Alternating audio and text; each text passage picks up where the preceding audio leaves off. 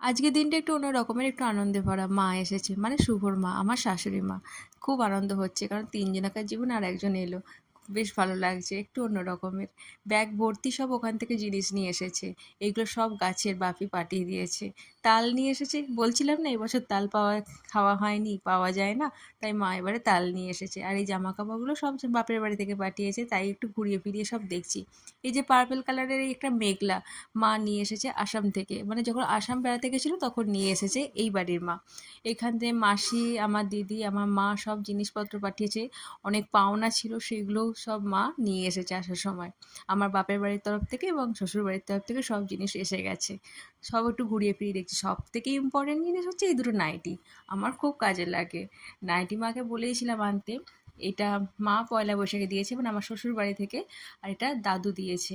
কেমন হয়েছে অবশ্যই বলো, খুব ইম্পর্টেন্ট জিনিস। আর এইটা হচ্ছে নতানের সম্পদ।